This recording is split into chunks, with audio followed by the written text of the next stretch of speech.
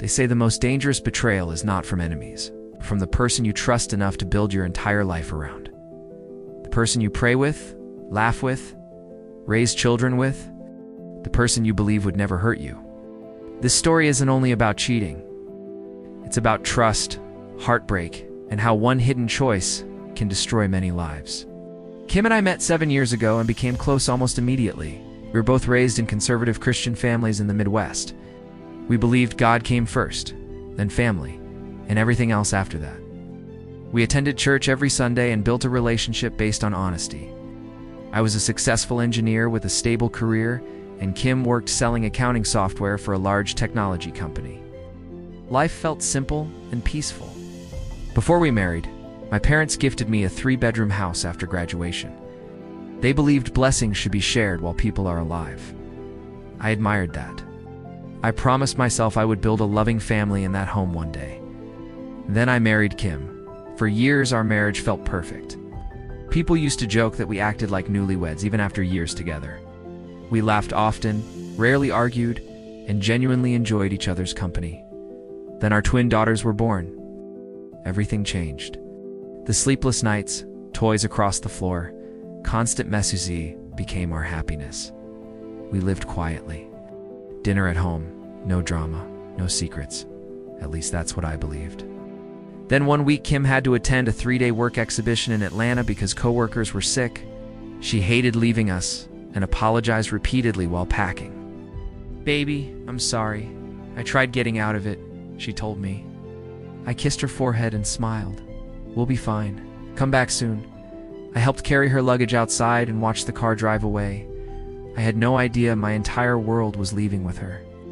The second night she was gone, I received a message from my friend Greg. His text was casual.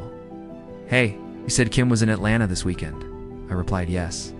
Then photos arrived. At first I laughed nervously because the woman looked like Kim, but dressed differently than I'd ever seen. Short dress, heavy makeup, confident, flirty. Then another picture came, her sitting very close to a man from work. Then another, kissing him. My stomach dropped. Seconds later, a video appeared, her arms around his neck, his hands touching her intimately. I stopped breathing, stared at my phone, trying to convince myself there had to be some explanation. Maybe alcohol, maybe misunderstanding, maybe fake. Anything. I called her immediately. No answer. Later, she called back, sounding sweet and loving. "Sorry, baby. I missed your call. Busy night." I sat frozen, listening to my wife say she loved me while more evidence arrived showing another version of her. That night, I cried harder than I ever had as an adult. Not because she kissed another man, because my reality no longer made sense. How can someone love you in the morning and betray you at night? The following days became torture. More messages, more videos, more lies. I discovered the affair had not started recently. It existed for months, possibly longer. The woman I trusted completely lived 2 separate lives, one with me and our daughters, one hidden. I became angry. One afternoon, after reading private messages, I lost control and smashed a lamp. Then I heard crying.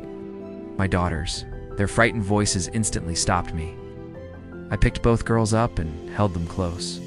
At that moment, I realized something. No matter what happened to my marriage, I had to protect them. They mattered most. The following weeks changed me.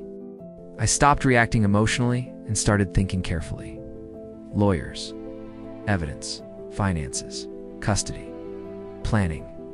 I still loved Kim. That was the painful part. People think betrayal kills love immediately. Sometimes it doesn't. Sometimes love survives while trust dies. And trust is harder to replace. Months passed while I gathered truth. Eventually I learned there was far more deception than I imagined. Multiple lies. Repeated betrayal. The woman I thought I knew had become a stranger. When confrontation finally happened, tears filled the room. Apologies came. Promises came. But once someone destroys trust repeatedly, words lose value. Divorce followed, families suffered, children suffered. Careers collapsed, reputations shattered. Everyone paid a price. Years later, I found myself raising my daughters mostly alone. Life became quieter, different. I focused on healing them, healing myself. One evening, while watching my girls sleep peacefully, I realized something important. Revenge hadn't healed me. Winning hadn't healed me.